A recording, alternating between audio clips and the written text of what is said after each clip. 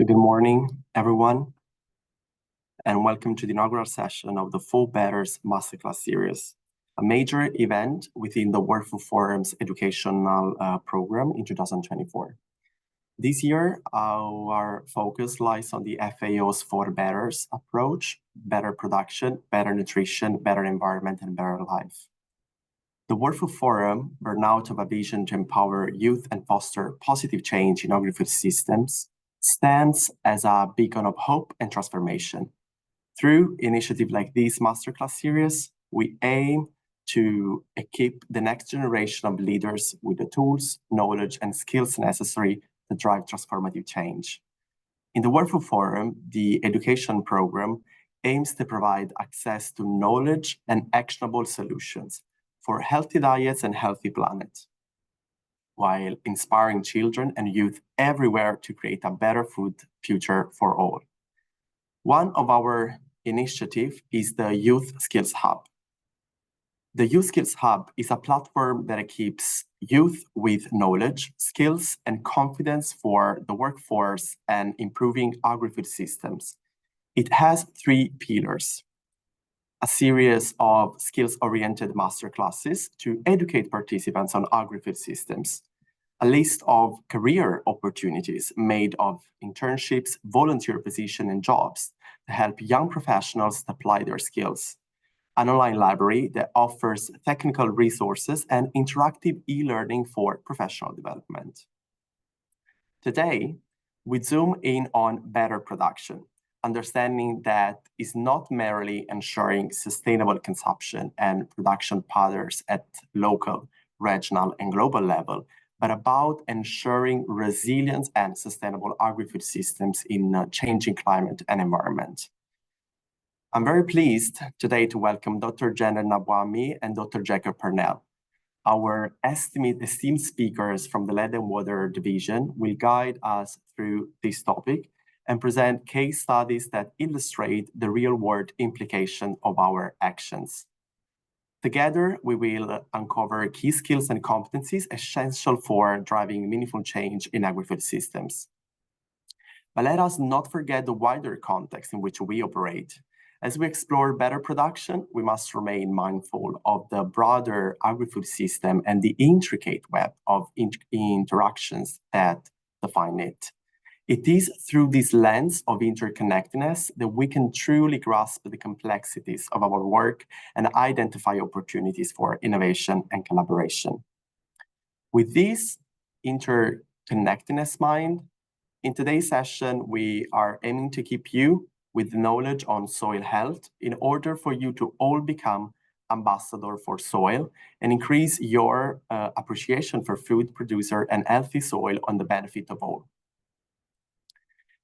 And now it's my pleasure to give the floor to our distinguished speakers. So Janet, the floor is yours.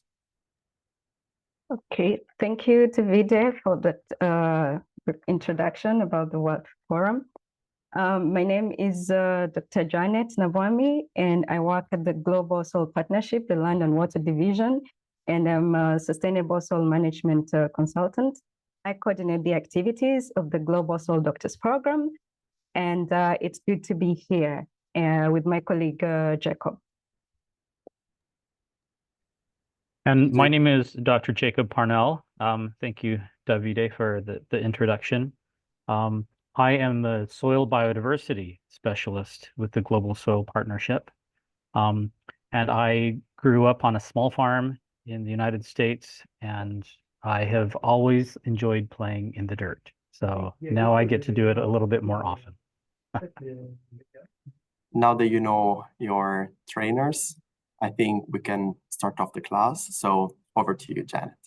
Okay, so for this class, let's start with a video highlighting some basic functions of the soil.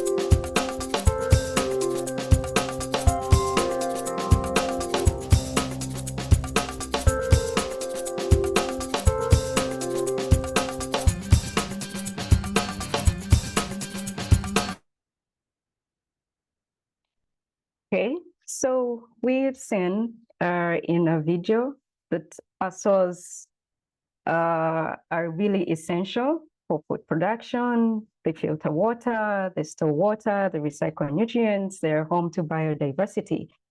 However, our soils need to be healthy to perform these necessary functions, as you have seen. And in our next video, we're going to look at healthy soils. What do they entail? And what are their impact on the physical, chemical, and biological properties of the soil? Yes.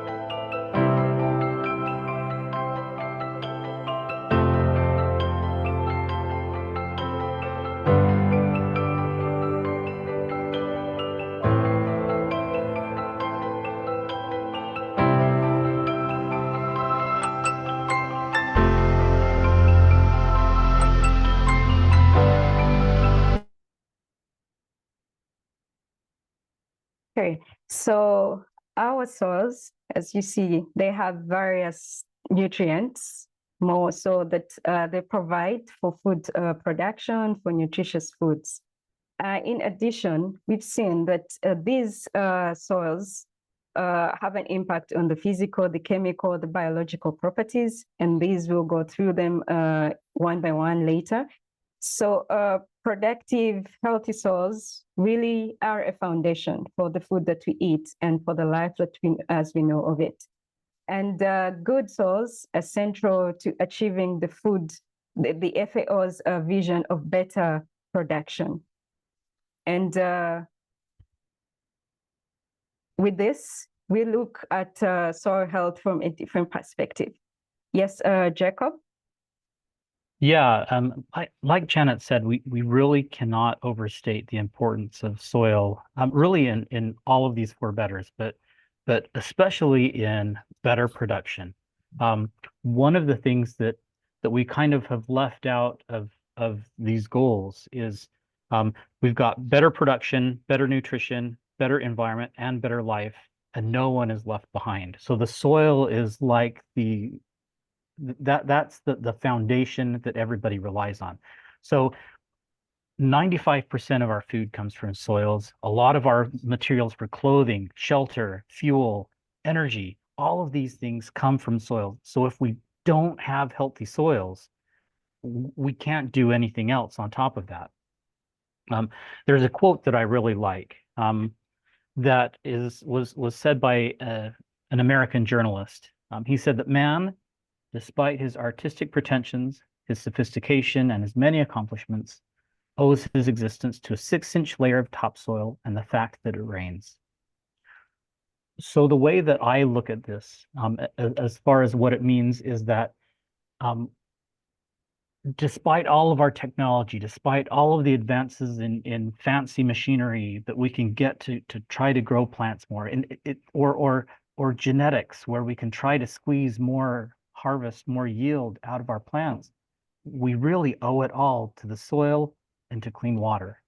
And so one of the things that is alarming is that about 1/3 of the world's soils are already degraded. And actually, there was a report that just came out that said in Europe, it's at about 60% of European soils are degraded. And there's an estimate that says that by the year 2050, if we don't do anything to slow this down, to fix it, if we don't change directions or change course, and by the year 2050, that number is going to be 90% of the world's soils. And so that's quite an alarming number, and especially when we try to think about how much we depend on those soils. So there are three main components to soils that we're really discussing here when we're looking at kind of how healthy is a soil. And those three components are going to be the the physical properties of the soil. So that's kind of what is the makeup? How does it cling together, and how does it, how does it work together just as a soil? The second is chemical properties. So when we talk about chemical properties, we're also including nutrients. So if we have a very poor chemistry, then we won't have a lot of nutrients or a lot of fertility in those soils. And then the third are biological properties. There was a report that came out, I think it was either earlier, I think it was earlier this year, that said that about that 60% of the species on Earth make their home in soil. And so, unfortunately, a lot of times they're so small that we don't really look at them, don't get a good look at those.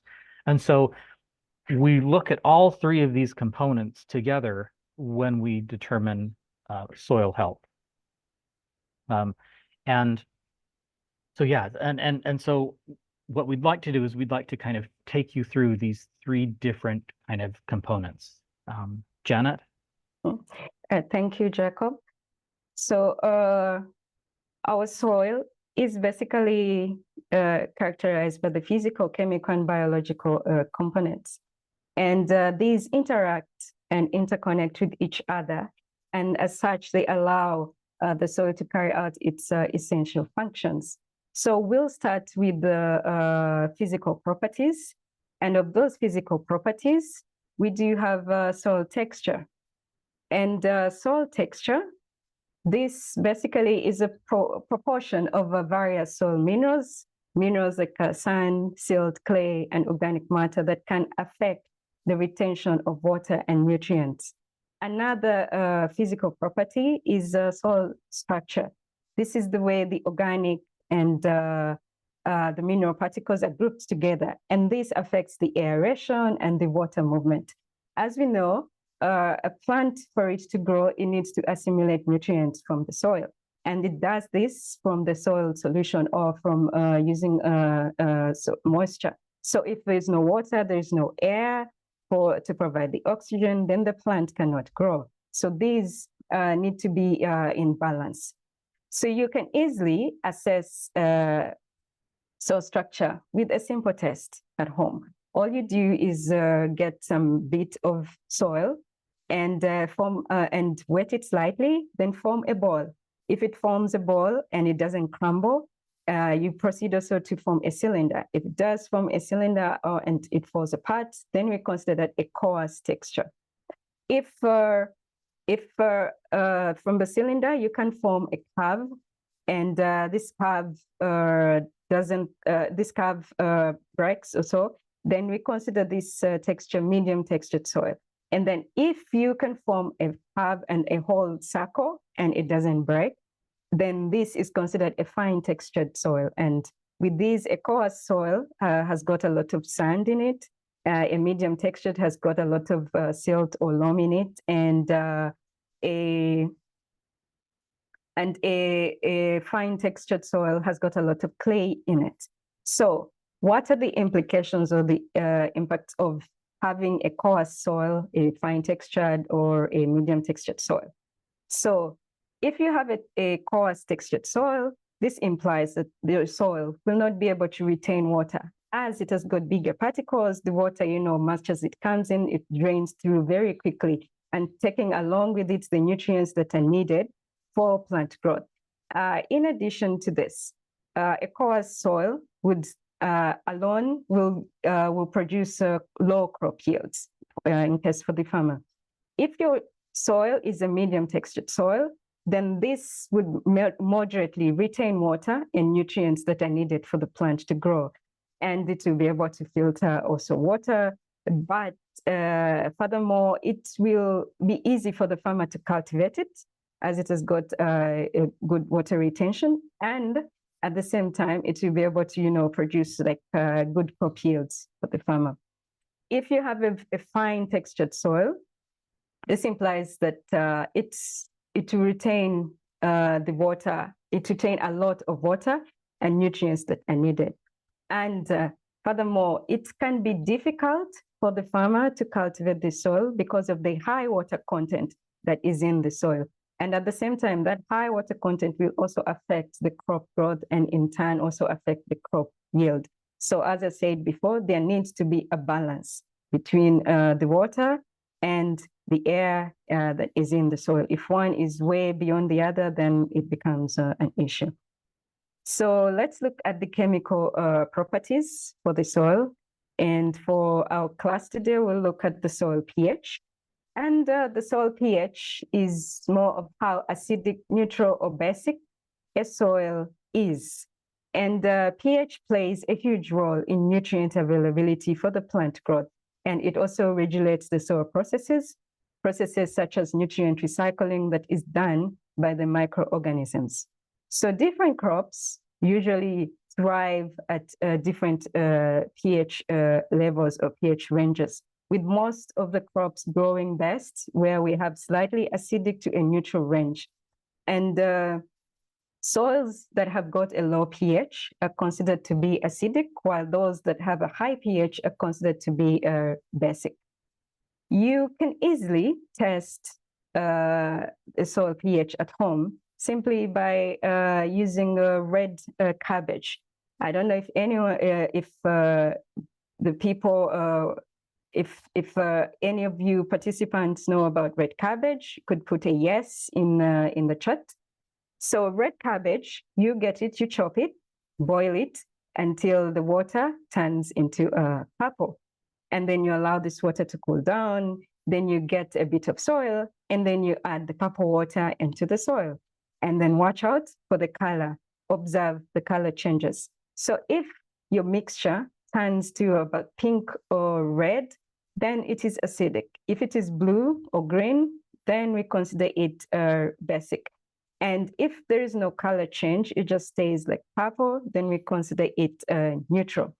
And you can find out more details about how to do this, this exercise at home in the link provided in the chat. So if your soil is acidic, what happens when you get a very red color? This implies that some nutrients like phosphorus that is needed for supporting root development, is needed for flowering, for fruit formation. What happens is this phosphorus will be attached to the soil surface, and it will not be available in the soil solution for the plant to take up. Like I mentioned before, the plant will assimilate the nutrients, and they need to be in the soil solution. So if they are on the soil surface attached there, it becomes kind of difficult for the plant roots to take them up. And then also in this condition, other nutrients like the micronutrients that are needed in smaller quantities will be available in very large quantities. And these could create some toxic conditions that are not favorable for certain microorganisms to support the basic function of nutrient recycling, and also for the plant to grow. So as such kind of soils with a very low pH, then we'll have an issue with low crop growth and low food production. Then if the soil is basic, as in you got a blue or green color, this would imply that some nutrients such as calcium or iron that are needed by the plant also may not be available for the plant to take up at this stage. And also other nutrients that are needed in small quantities, nutrients like boron, these will be available in large quantities. And as such, they will also create a toxic condition for the plant to grow. And under these conditions, then it's not favorable for also certain microorganisms to perform their functions. And as such, we'll have crop yield reduced and crop production also low. So at this stage, we'll now look at the biological component of the soil. Jacob? Yeah, let's go ahead and take a look at this really quick video.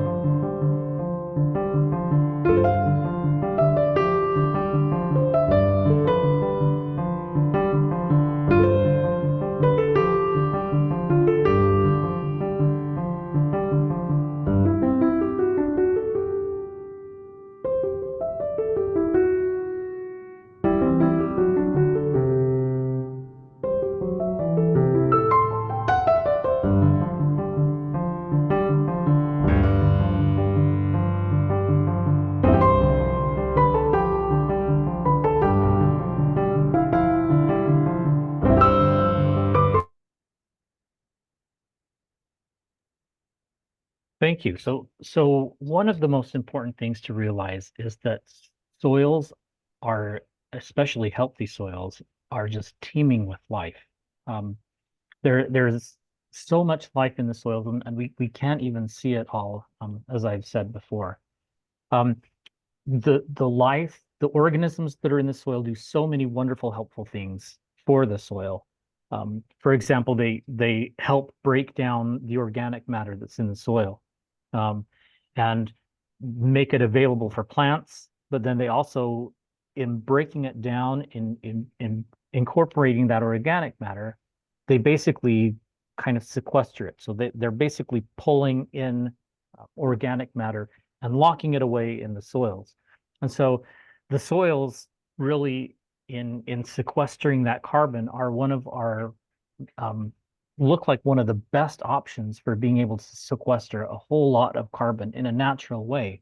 They just do that naturally if they're healthy. And so it's really important that we focus on the biology of soils, but until recently, we haven't really been doing that.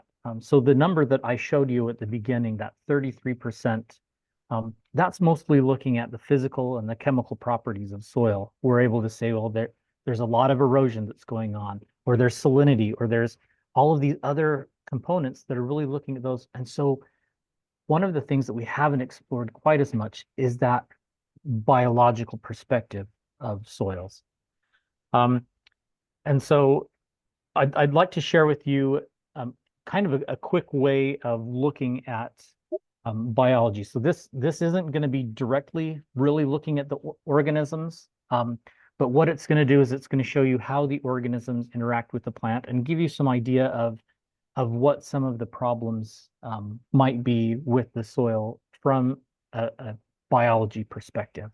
And this poster will be available online, so you can go through and you can read it in more detail. I'm just going to kind of describe it very basically so that you can see what are some of the things that we look for from a biological perspective of a healthy soil. So we're going to focus in on the roots, because the roots, the plants and how they interact with the soil a lot of times gives us a lot of clues about how the soil is behaving from a biological perspective. So the first thing that we'll look at is kind of where the roots are, or how the roots are kind of looking. And so if we can go to the next slide. Yes. So where are they growing? So in a good soil, you're going to be able to have the roots that are going penetrating deep. And if there's a lot of blockage, if there are problems with the soil, then you're not going to be able to see them growing very well. So they're not going to be very big roots. They'll be fine. They'll be long. It's basically, it makes it look like the plant is really trying to find nutrients that aren't in the soil. And so the second characteristic that we're going to look at is how the roots are growing. Are they really kind of just very up at the very top of the soil? Or are they growing nice and deep down into the soil? So this again is going to give you a little bit of information about how the plant is interacting with the soil. So how the biology is interacting with those other two components that Janet already shared, which is the physical properties of the soil. So if it's very clayey, it's going to be hard for the plant roots to penetrate into the soil. If it's very sandy, there's not going to be a whole lot of water, and so they're going to try to penetrate very, very deep. And there won't be anything on the surface because there won't be any nutrients or water on the surface. So it just kind of gives us an idea of how these three components are interacting. So the third characteristic that we sometimes look for is color. So there are actually a couple of things that I want you to look at with this picture. One is the color, but another is you can actually see kind of what we mean by how they're growing. Are they growing? Is there a lot of branching, a lot of root material? Are they nice and kind of almost a yellow or a white color? Are they kind of a brown color? And then I don't know if you can see it, but in the picture on your left with the healthy roots, you can actually see some little circles. And those are actually nodules, and that's where the bacteria actually interact with the plant, and they help the plant get extra nutrients from the environment that they normally wouldn't get. So we look for some interactions like that. Those are called nodules. And so we look for interactions like that, and that's what we would expect to see in healthy plants and healthy soils. So kind of stepping back a little bit to what we were talking about before, in order to have healthy plants, we need to have healthy soils. And so that's why soils are so important for that idea of kind of better production. And so, yeah, let's move on to the next slide, and we're going to kind of invite you to kind of take this and put this into practice. So what we would like you to do is we would like you to reach out to somebody in your network. It could be a farmer, it could be a gardener, just a family member, somebody in your community, a friend, and ask them if you can look at their soils. Try these 3 different tests, and see if you can figure out what is the health of their soil. And then you can talk to them about it. You can talk to them about why healthy soils are so important, why it's so important to have a good physical structure and good chemical properties in your soil, and also the biology of your soils. And so now you have the basic knowledge to be ambassadors of soil health in your communities. And now I'll hand it back over to Janet, who is this is her thing. She is the expert in this area. So, Janet. Thank you, Jacob. So let's see how participants can, empower farmers to save soil. So let's look at our last video, and then we'll pick it from there.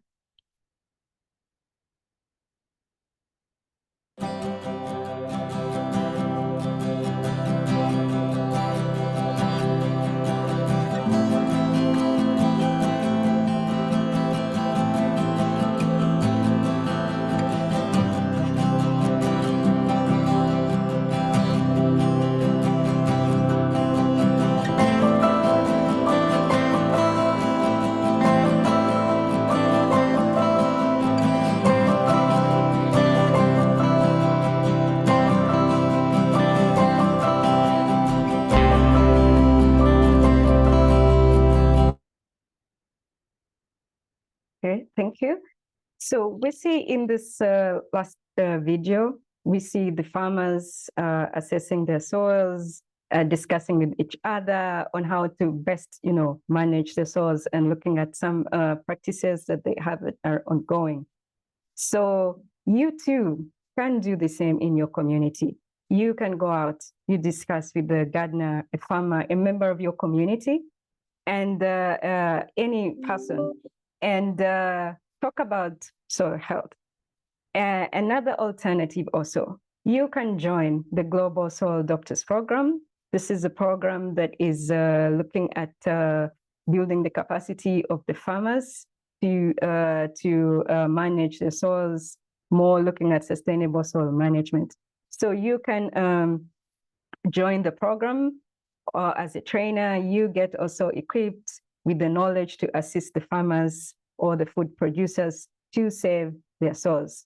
And you can also check out some of our publications at the Global Soil Partnership website.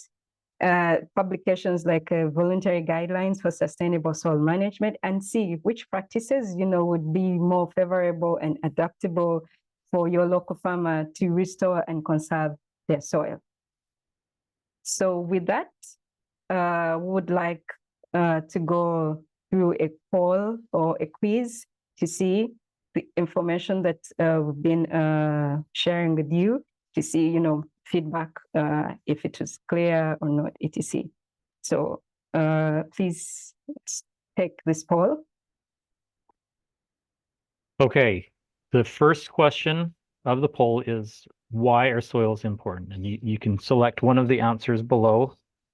Either they are a foundation of food production, water filtering, and climate regulation, or they're good because they stick to plant roots, or you can make them into a mud ball. I like to make them into a mud ball, but that doesn't mean that they're really that important. So yeah, so it looks like we're all on the same page. They're just incredibly important. We can't really overstate how important they are.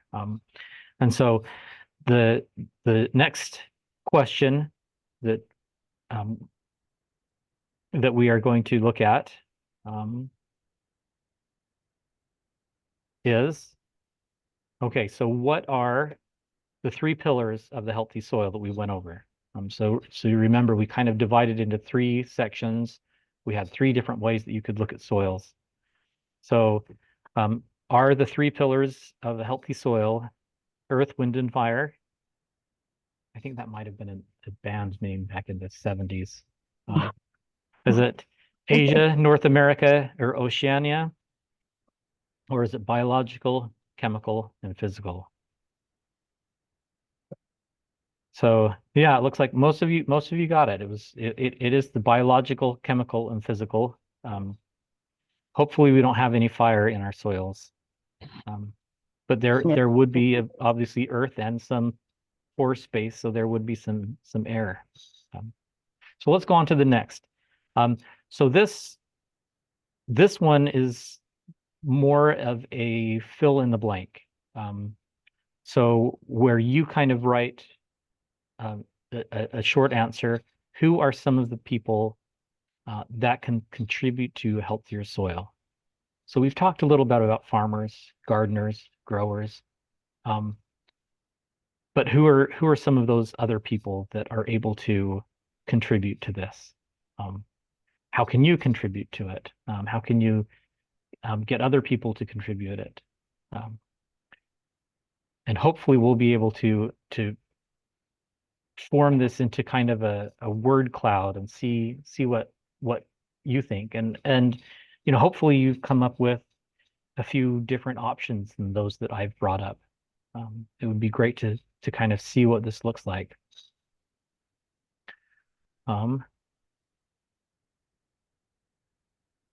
Okay, let's take a look at it now and see what it looks like.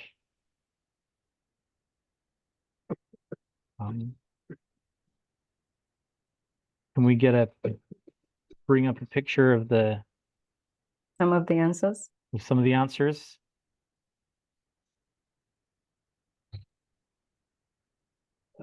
Okay.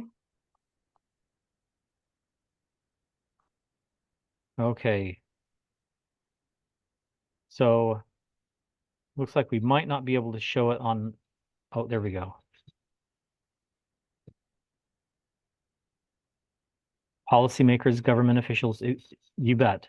Stakeholders, yeah, students, communities, youth organizations. Oh, fantastic. I think youth organizations. So I just want to say one thing really quickly.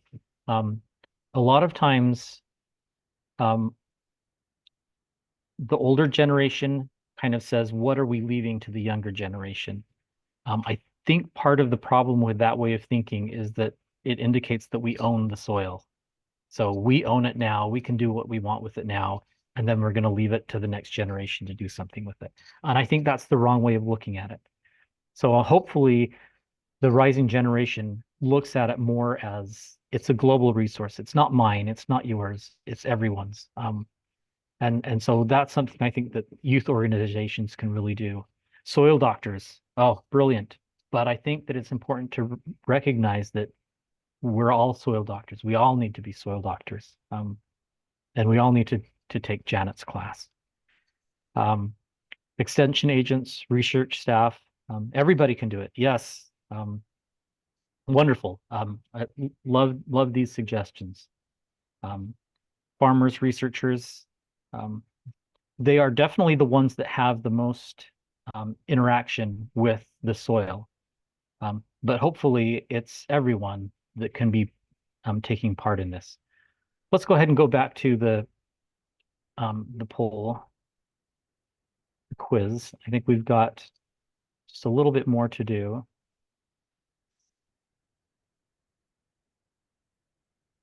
Okay. So here's kind of a question, and that it's more to find out a little bit about you. So question is, do you know a farmer? So in our word cloud, in our question that we just did, a lot of you mentioned that farmers are the ones that have that more direct link with the soil. They're the ones that at least are able to make a change. And so the question is, are you a farmer? So I guess this is in order. So if you're not one, is your family one? If your family is not one, is your friend or your neighbor one? And then if you don't have a friend or neighbor, then you will get to know one. So what does, let's see, can we see the answers for that?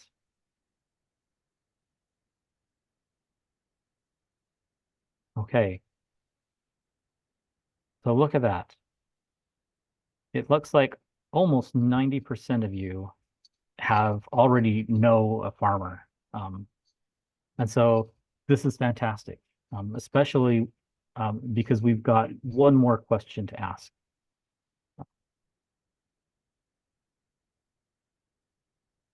Okay.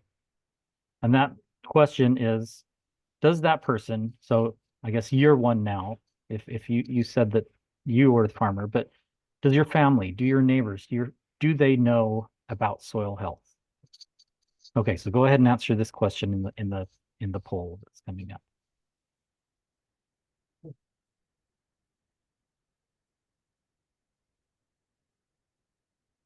Hopefully you all answered it correctly. So no, but seriously, this is what we invite you to do as soil ambassadors, is to talk to them about it. That's what an ambassador does, is to encourage people to understand what is going on. And amazing, everybody got that one right. So that is fantastic. So I'm gonna turn it back over to Janet to discuss a little bit about a challenge that we're going to leave with you. Okay. Yes. Oh, is it questions first? I'm sorry. Okay. Perhaps we can do the questions first, and then we can finalize with that. Okay. So there was a question that is from I think Lama. With increasing amount of chemical use in vegetables these days, including cabbage, will it affect the pH assessment of soil, or will it not have a significant impact on the assessment process without this? Okay, the last part wasn't very clear, but yes, okay, if there is an over application or misuse of the chemicals, and then immediately you go and you sample the soil and then you test the pH, then the results will not be very clear. It will have an effect on it. And I think there's a question on how to convert saline soil into healthy soils for farming. Here you can look at the water aspect that is being used for irrigation. And also we have more information on saline soils. We have a whole module on this if you want to go into details on our website. So I would recommend that, I don't know, there's no name for whoever had this question, but you could also go ahead and look at our module on salinity, and then it could give you more information. But, you know, look at the fertilizer application, be careful about that. Look at improving the drainage of the saline soils. look at improving the quality of the water that you are using for your irrigation, and also look at applying organic matter. So these are some of the things that you can look at. Yeah, and if yes. I can just add something to that question, because it's a really important question. This one is really good because it shows the link between physical and chemical really well. Because a lot of times if you have high clay soils, then the salt is going to stick, just like nutrients. Janet mentioned this earlier, how clay soils hold on to nutrients better than sandy soils. And so a lot of times you actually need to add things to the soil to basically make it so that the salts don't stick to the clay particles, and so that they can be washed out. But then also another problem with salty soils is sometimes those clays, as they dry, they shrink and they swell, and so it creates a lot of problems with soils. Yes, thank you, Jacob, for that. So the next question, we are an NGO working with a large-scale land art installation using soil to promote the dissemination of knowledge on the importance of soil health.